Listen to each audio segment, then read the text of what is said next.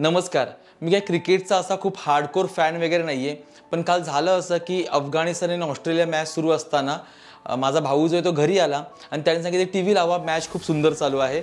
आणि टीव्ही लावला आणि लावल्यानंतर जे चित्र डोळ्यासमोर दिसलं ते खरंच अतिशय विलक्षण होतं. सगळ्यांनीच पाहिलं, पण त्याच्यामधून आपण एक गोष्ट शिकायची असते आणि ती काय तेच आपण आजच्या व्हिडिओमध्ये पाहणार आहोत.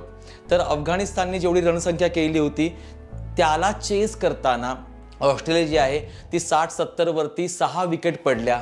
नंतर मॅक्सवेल आला आणि मॅक्सवेल जो आहे तो एखाद्या योद्ध्याप्रमाणे खेळला. मग मॅक्सवेलचं जवळपास 2 शतक म्हणजे डबल सेंचुरी होणार होती. तर मी त्याच्याबद्दल थोडं सर्च केलं, मला फार माहिती नाही आहे. तर तेव्हा जाणवलं की मॅक्सवेल जो आहे तो गेल्या काही महिन्यांपासून काही वर्षांपासून जो आहे त्याच्यावर टीका होते आहे. त्याचं खेळणं जे आहे ते तेवढं सातत्याचं नाही आहे. त्यामुळे लोक असं देखील म्हणतात की तू रिटायर्ड झाला पाहिजे किंवा तो आता खेळायला नको, त्याला बसवा वगैरे. पण काल मॅक्सवेल ज्या पद्धतीने खेळला ती पद्धत खरंच त्याला सलाम करण्यासारखी आहे. त्याच्या पायाला क्रॅम्प आला, पोटामध्ये क्रॅम्प आला आणि एखादा योद्धा ज्याप्रमाणे खेळतो, ज्याप्रमाणे लढाई करतो तसं तो खेळत होता. तो इतका दमला होता, इतका त्रास होत होता की तो धावून 1 रन 2 रन काढू शकत नव्हता. म्हणून त्याने एक संधी त्याला जी सापडली त्या संधीचं त्यांनी सोनं केलं. तो जागेवर बसून 4 आणि 6 मारत होता. इतके मोठे मोठे त्यांनी चौकार षटकार लगावले त्याच्यामध्ये की खरंच पाहता पाहता आपल्या डोळ्यांचं पारणं फिटलं. आणि त्याचबरोबर एक गोष्टीचा आपण विचार करायला हवा आणि ती गोष्ट आहे की आलेली संधी जी आहे ती अजिबात सोडायची नसते. खरं सांगतो की मला फार क्रिकेटबद्दल आवडतं किंवा मी खूप असा हार्डकोर क्रिकेट बघतो असं अजिबात नाही आहे. पण अशा चांगल्या ज्या वेळेला गोष्टी घडतात, असे चांगले सामने ज्यावेळेला आपण पाहतो त्यावेळेला तो देश कोणताही असू दे त्याचा जो खेळाडू असतो त्या खेळाडूची खेळाडू वृत्ती जी आहे ती अतिशय महत्त्वाची असते. ते स्पोर्ट जे पॅशन असतं ते अतिशय महत्त्वाचं असतं. आणि मॅक्सवेलचं अजून एका गोष्टीमध्ये कौतुक आहे की एवढी टीका होत असताना देखील त्यांनी त्याचा खेळ अशा अवस्थेमध्ये अशा परिस्थितीमध्ये दाखवून दिला आणि त्याचबरोबर सेमीफायनलला ऑस्ट्रेलियाला त्यांनी पाठवलं. बघा, ही गोष्ट आपण खरंच विचार करायला पाहिजे की आपल्याबद्दल लोक काय बोलतायत बोलू दे, आपल्याबद्दल लोकांच्या काय मनामध्ये भावना आहेत असू दे, आपल्याला काय करायचं आहे ही गोष्ट महत्त्वाची आहे. आणि त्याचबरोबर संधी शोधायची, संधी आली तर संधीचं सोनं करायचं, ती संधी जी ती पकडायची आणि आपल्याला त्याच्या माध्यमातून स्वतःला सिद्ध करण्यासाठी सदैव प्रयत्न करायचे.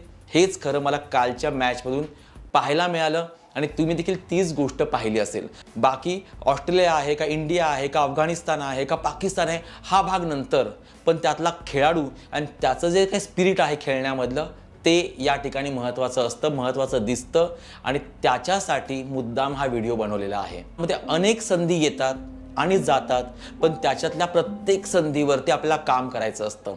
आणि एक संधी जी आहे ना ती आपलं अगोदरचं सगळं अपयश ही धुवून टाकणारी असते.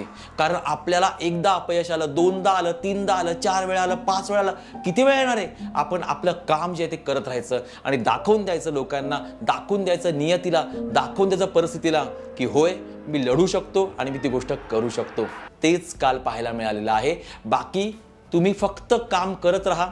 कर्मण्येवाधिकारस्ते मा फलेषु कदाचन, तेच सांगितले भगवद्गीतेमध्ये. माझी आई नेहमी म्हणते का बघ हे काम तू करत राहा, करत राहा, करत राहा, करत राहा. एक ना एक दिवस यशाला तुझ्यापर्यंत यावंच लागेल किंवा तू यशापर्यंत नक्की पोहोचशील. कारण तू तुझं काम जे आहे ते नेटाने करतोय, नियमितपणे करतोय आणि सर्वात महत्त्वाची गोष्ट न कंटाळता न थकता करतोय.